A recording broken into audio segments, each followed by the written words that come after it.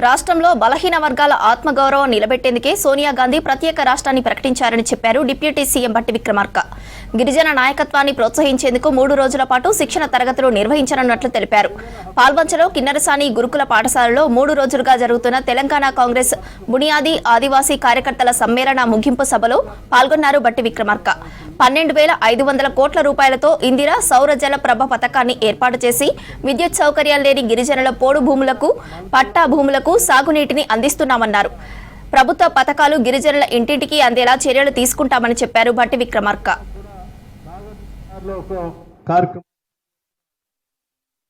దేశవ్యాప్తంగా గిరిజన నాయకత్వాన్ని పెంపొందించడమే కాకుండా పెరిగిన నాయకత్వం ద్వారా గిరిజన హక్కుల కోసం మనం ఏ రకంగా పోరాటం చేయాలి, వాళ్ళ జీవన స్థితిగతులు మెరుగుపరచడం కోసం మనందరం ఏ రకంగా పనిచేయాలని చెప్పి దేశవ్యాప్తంగా ఉన్నటువంటి గిరిజన నాయకుల్ని ఒక దగ్గర చేర్చి ఇటువంటి ట్రైనింగ్ ఇచ్చేటువంటి కార్యక్రమాన్ని ఆల్ ఇండియా కాంగ్రెస్ కమిటీ చేపట్టడం జరిగింది. దాంట్లో భాగంగా మన జిల్లాలో ఈ రోజు మనం కిన్నెరసాని దగ్గర గత 3 రోజులుగా ఈ కార్యక్రమాన్ని ఏర్పాటు చేసుకున్నాం.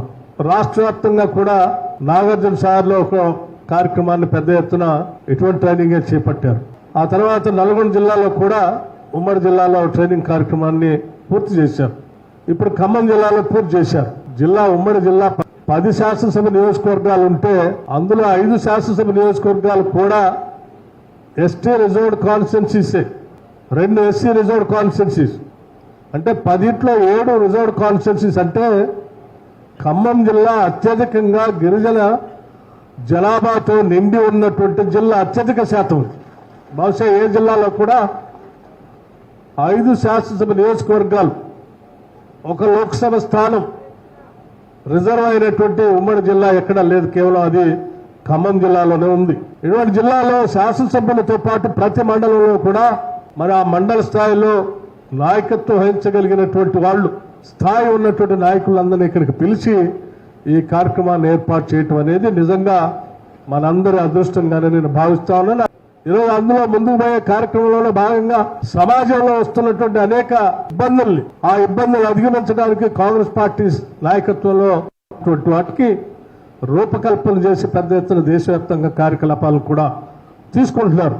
స్నేహితులారా, మన రాష్ట్రంలో ఈరోజు మనం ఈ ప్రత్యేక రాష్ట్రం ఏర్పడటానికి గల కారణం, కావాలని కోరుకోవటానికి గల కారణం ప్రధానంగా ఈ రాష్ట్రంలో అత్యధిక శాతం ఉన్నటువంటి బలహీన వర్గాలకు సంబంధించిన ఆత్మగౌరవం నినాదమే ప్రధానమైనటువంటి కారణం అని చెప్పడానికి కూడా ఎటువంటి సందేహం లేదు.